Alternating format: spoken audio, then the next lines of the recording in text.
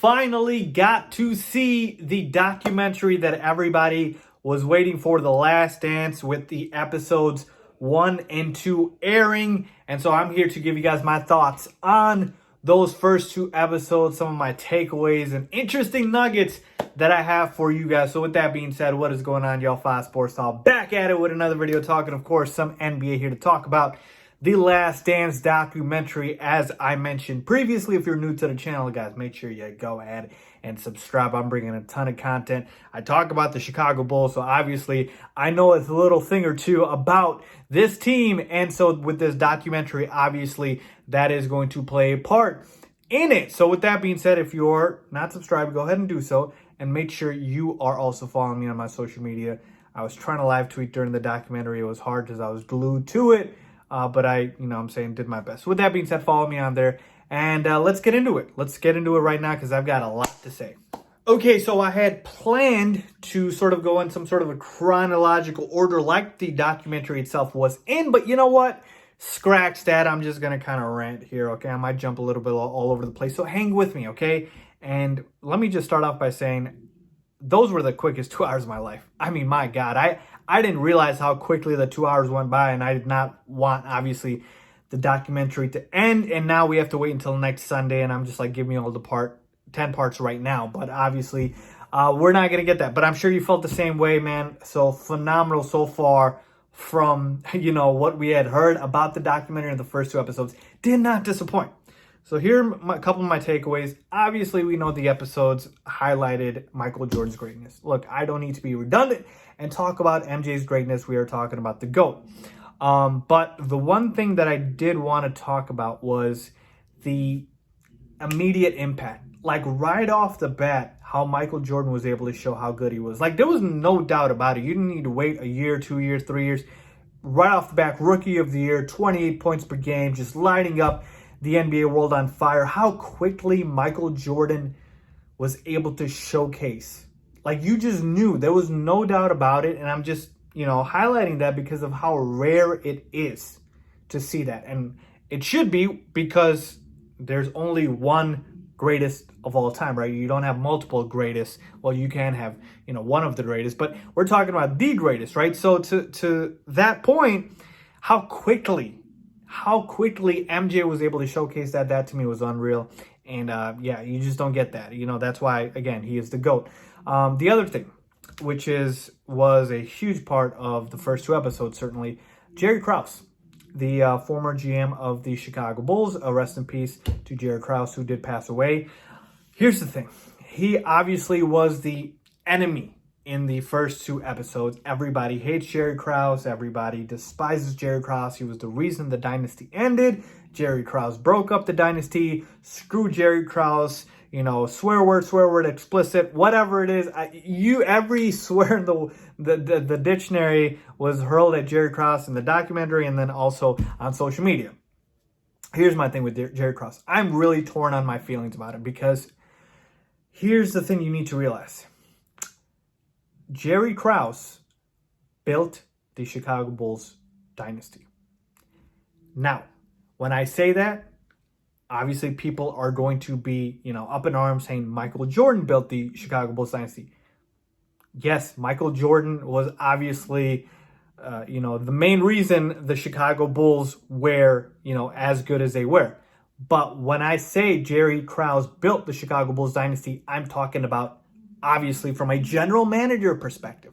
Because how many times have we seen in this league star players where they have not been surrounded by the talent needed to win? Basketball, last time I checked, is a team sport. You don't win championships without a good team, okay? You can win 1, maybe even 2, but certainly not 6. And so Michael Jordan is the GOAT, but Jerry Krause put the surrounding pieces around Michael Jordan. People forget that. He drafted Scottie Pippen. He traded for Bill Cartwright, traded Charles Oakley for Bill Cartwright. He got Dennis Rodman in the second half of the three-peat. He got Tony Kukoc out of Europe. He did a lot of things. Ron Harper. I mean, there was a bunch of moves Jerry Krause made. Obviously, he was given Michael Jordan because Rod Thorne drafted Michael Jordan in 1984 and Jerry Krause became the GM in 1985. But my point is twofold. One, was Jerry Krause the reason the Chicago Bulls dynasty broke up? Yes. Could they have won one or two more championships? Possibly. Was Jerry Krause the reason the Chicago Bulls, also won the championships? Yes. So you can't have one without the other, okay? Michael Jordan could have lost in his career, as you saw in the Boston Celtics series when it was a one-man show. His second year when he came back from the broken foot, we're talking about that first round series, 1-8 Celtics Bulls. Yeah, that probably would have been what would have happened throughout Jordan's career if he had not been surrounded by the right talent. So for all of Jerry Krause's flaws, and he had a lot of them, Jerry Krause does deserve credit for building the Bulls dynasty, and that is the only point I want to make here because, again, everybody hates Jerry Krause at this point, and that is one thing I want to make very, very clear is Jerry Krause does deserve credit. He deserves a lot of blame, but he does deserve a lot of credit. And the funny thing is that the biggest, reason for the dynasty kind of breaking up was his tension with Phil Jackson, right? And him infamously saying to Phil Jackson, I don't care if you go 82-0, this is your last year. Well, to that point, Jerry Krause found Phil Jackson. There was no Phil Jackson before Jerry Krause. Jerry Krause gave him a chance, and he made him the head coach of the Chicago Bulls. So, to me, again, this is why I say I'm torn on my feelings on Jerry Krause, okay?